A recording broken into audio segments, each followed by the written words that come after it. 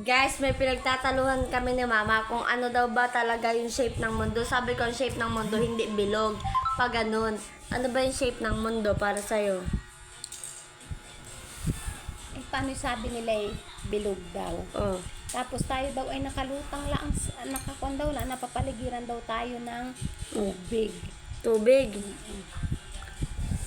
Ay, para naman sa akin, paano magiging bilog ang mundo? Sige, wala na tayo sa nag-aaral. Sige, kunyari, wala tayo sa school. Kumbaga, sariling pananaw lang natin. Ganun.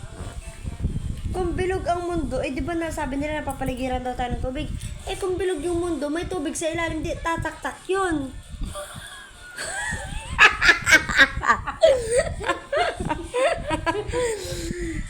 Diba, kung bilog ang mundo natin, tapos tayo nandun, ang ating lugar ay nasa ilalim, tatak-tak yung tubig natin. Diba yung dagat, tubig? Eh, di ba yung nakapaligid sa akin yung mga tubig, mga anyong tubig? Tatak-tak yun dahil bilog. Kaya ang mundo talaga, pag ganito siya, yung ganito. Para na Wala lang dito. mag-ano. Pag ganon. Para magkatapos, magtanong na lang Tapos flatted siya na medyo pa-curve. kay Ernie Baron.